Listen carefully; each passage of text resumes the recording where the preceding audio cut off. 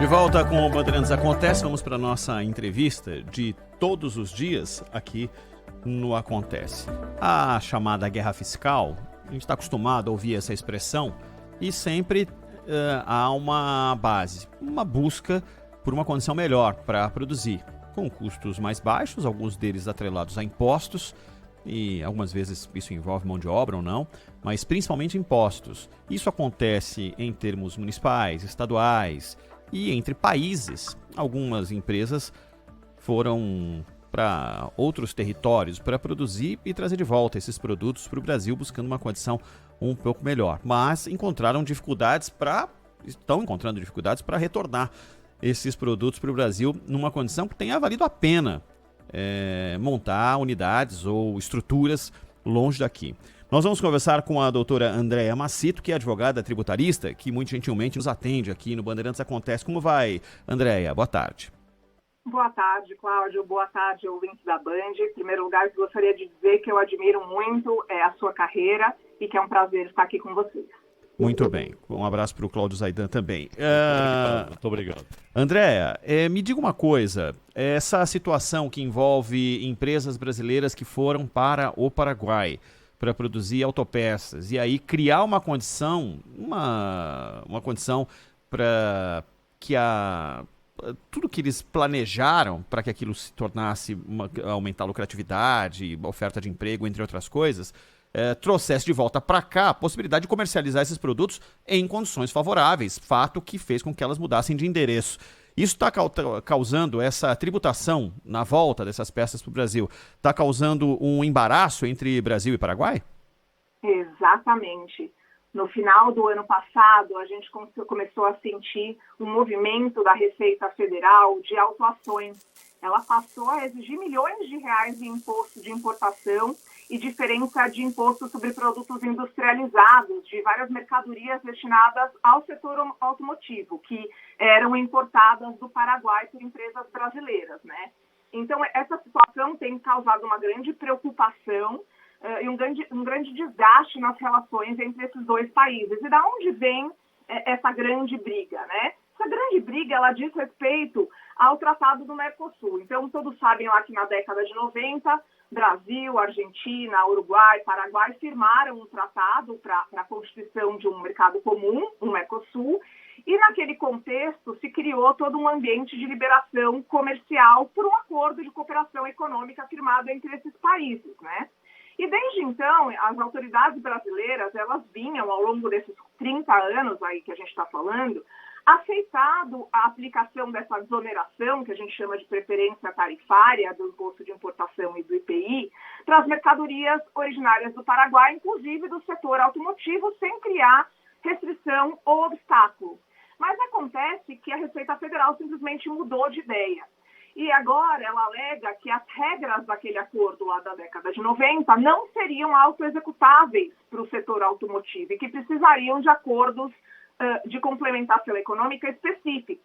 E o que acontecia é que na época que veio aquele tratado do Mercosul, já existiam acordos de cooperação econômica, de complementação econômica, firmados entre Brasil e Argentina e entre Brasil e Uruguai. Porém, nenhum deles se referia ao acordo entre Brasil e Paraguai. E por que isso? Porque não havia uma relação comercial intensa entre esses dois países em relação a autopeças.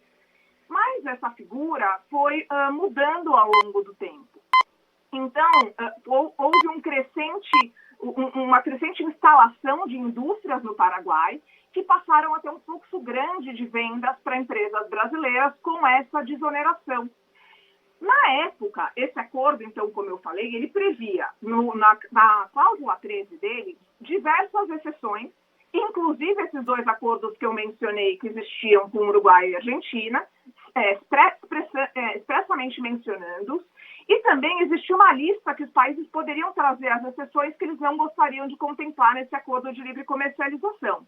E ali tinha, por exemplo, vinho, petróleo, aeronave, medicamento, minério, borracha, um monte de coisa, mas não tinha propriamente autopeça. Mas aí, quando o Brasil começou a notar esse aumento no fluxo comercial e nas importações, ele começou a identificar uma necessidade também de trabalhar um acordo com esse país. E me parece que caiu a ficha e a Receita Federal começou a pensar como recuperar, digamos, o dinheiro perdido, entre aspas, porque até então aquela importação toda estava desonerada. Porém, essa pretensa recuperação, a meu ver, ela é feita de forma absolutamente ilegal, absolutamente inconstitucional e coloca uma espada não só de milhões na cabeça dos contribuintes dessas empresas de autopeças aqui do Brasil, mas na própria cabeça do governo, né? Primeiro porque, se eu estou disputando algo que existe grande chance de ser revogado lá na frente pelos tribunais judiciais, por exemplo, a gente ainda está na briga administrativa, mas se não se resolver, isso chega ao judiciário. E chegando ao judiciário, eu tenho hoje condenações por perda do governo muito significativas e que afetam, em última análise, o próprio contribuinte, o próprio cidadão, né? Então, essa é uma espada que é muito perigosa. E eu acho que aqui, o que aconteceu? Houve, em 2019, quando começou-se a atentar para esse fluxo, uma série de controvérsias ali dentro da aduana, que combinou com notícias Siscomex, que uma hora diziam, olha, o setor automotivo não está automaticamente desonerado. Dias depois, veio uma outra notícia Siscomex, a 34, lá em 2019, e disse, eu estou estudando o alcance desse artigo de exceções dentro do Tratado do Mercosul. Só que, como eu falei, né, passados aí 30 anos, e mesmo depois dessas notícias de 2019, que essas mercadorias eram desembaraçadas sem o pagamento, efetivamente, do imposto de importação e com o IPI reduzido. Então, o que a gente sente? Uma absoluta mudança no critério jurídico de interpretação desse tratado. Isso culminou com essas autuações, e essas autuações, como eu disse, elas não poderiam ser aplicadas para cobrar algo para trás se eu mudo de interpretação hoje. Então, essas autuações que pegam o período de 2016 a 2020 não podem ser convalidadas. É um grande absurdo, além de desgastar a relação. Para você ter uma ideia, a relação comercial Brasil-Paraguai, ela é hoje positiva para o Brasil, né? Existe um estudo divulgado pelo Ministério da Economia do Brasil, que ele fala que em 2019, por exemplo, o fluxo comercial somou mais ou menos 650 milhões de dólares. De exportação, a gente tem 415 milhões e importação 235 milhões. Ou seja, eu tenho um superávit ali em favor do Brasil de 180 milhões de reais. Por que agora eu vou causar todo esse incidente diplomático, vou causar essa insegurança jurídica nos contribuintes e ainda vou colocar a risco uma condenação milionária, quiçá bilionária, a depender do volume de autuações, para os cofres públicos? Então, esse é o cenário que, inclusive, eu reportei numa matéria que foi publicada hoje no Valor Econômico. Doutora Andréa, a senhora citou que, além de uma ilegalidade, há uma inconstitucionalidade. Isso pode levar a discussão até o Supremo? Eu entendo que sim, que pode sim levar a discussão até o Supremo. Mas o mais engraçado é que eu acho que a gente poderia resolver isso de uma forma tão mais simples. Isso poderia ser resolvido por um simples ato declaratório interpretativo, uma canetada, por assim dizer, do nosso Poder Executivo. Então, isso poderia ser resolvido muito facilmente. Esse celeuma todo, os fiscais não precisariam autuar, mas agora que já autuaram, se sai uma regra interpretando, dizendo que os acordos valiam para trás e agora essa é uma interpretação para frente, o problema estaria resolvido. E essa espada que eu falei no cabeça do fisco tampouco persistiria. E uma última questão da minha parte, doutora. Nós temos aí no Congresso uma discussão, alguns projetos apresentados com relação à reforma tributária, que o Brasil precisa claramente há 30 anos, né, já era notório que precisa de uma reforma tributária, a nossa política tributária é insana. Pelos projetos que estão sendo discutidos, a senhora acha que haverá uma evolução, esse tipo de situação poderá ser corrigido, ou continuaremos, mesmo com a reforma aprovada no Congresso, com o sistema tributário insano?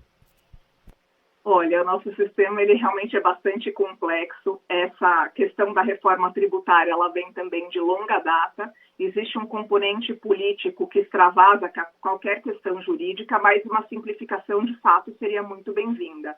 Uma questão especificamente como essa que a gente está trazendo aqui, eu não acho que ela seria resolvida por uma reforma tributária. Primeiro, porque ela atinge aqui a fatos pretéritos, né? Depois, porque eu acho que o grande foco da nossa reforma tributária é na tributação, especialmente sobre o consumo, e daí eu diria principalmente, se chama de ICMS, ISS e também PIS/COFINS.